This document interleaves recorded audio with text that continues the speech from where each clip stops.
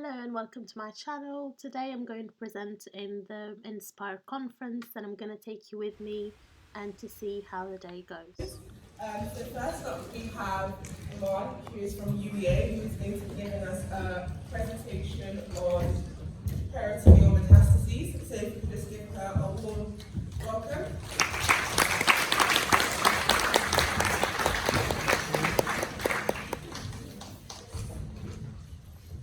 Hello, so my name is Iman. I'm an integrated medical student at UVA, Masters in Clinical Science Research. In my research project, I will be talking on the current treatment modalities and median survival for patients with gastric cancers and isolated peritoneal metastases. I want a quick show of hands. How many of you did an SSS or an SSC, student selected studies or student selected components? So I did one as well, and this research that I'll be presenting today actually came from an SSS when I was in year 3 at medical school with the collaboration of the upper GI surgery at the NNM. And this was my poster. So thank you to Mr. Kuma and Mr. Lane, and also to my colleague Abdul Fattah Yusufi, who was my partner in this project. So just to give you a little bit of background of why we did this research study. Gastric carcinoma is the 5th most common type of cancer in the world. Although its incidence has reduced greatly, it remains the 3rd leading cause of cancer-related deaths. In the UK, there are around 6,600 new stomach cancers each year, with the peritoneum acting as the first site of metastases where patients with gastric carcinoma, which has a very poor prognosis of a median survival time of 3 to 7 months without treatment. So almost no patients will survive beyond 5 years. So the current standard treatment for patients with gastric cancer and isolated peritoneal metastases are palliative chemotherapy, palliative gastrectomy, and best supportive care. With palliative chemotherapy, improves survival by as little as 1 to 5 months only, whereas palliative gastrectomy does improve survival in the early stage of the disease, but it does expose patients to major surgery, its complications, and the end stage of the life. So unfortunately, detailed outcome data for patients with gastric cancer and isolated peritoneal metastases on standard treatment is poorly described in literature. So in order to compare the efficacy of future novel treatment, it was important to be able to describe the treatments patients currently receive and its associated median survival time. So we conducted a study, and the aim of it was to describe the treatments that patients with gastric cancer and peritoneal metastases received at the Norfolk University Hospital and their median survival time.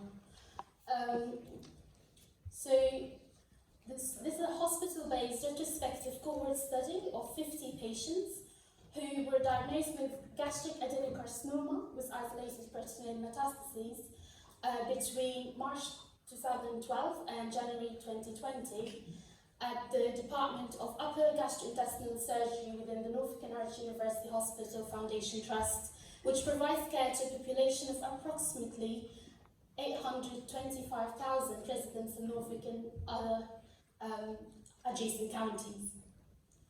So the patients who identified in this study and fitted the eligibility, the inclusion criteria, received one of these 4 treatment modalities.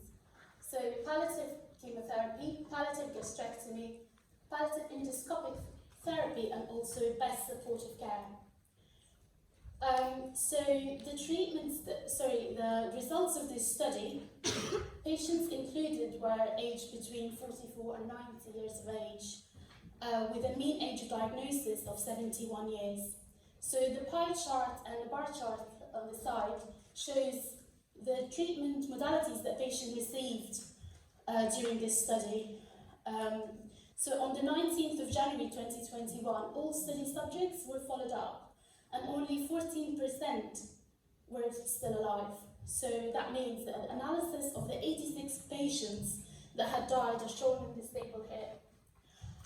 As you can see, that palliative gastrectomy has the lowest percentage of mortality amongst patients. So on analysis of our data, the median survival of the whole cohort was 8.7 months, which is a very poor prognosis, hence the reason for novel treatments being developed to improve this prognosis. Our study will help demonstrate whether future novel treatments have an additional benefit in prolonging prognosis as compared to these patients being on standard treatment methods. This poster was also published at the British Medical Journal and the British Journal of Surgery. Thank you. Do you have any questions?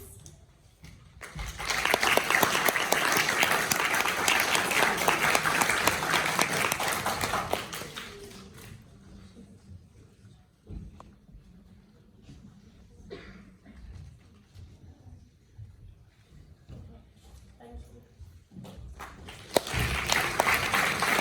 After the conference, I got invited to an evening dinner at the Assembly House in Norwich, which was very nice.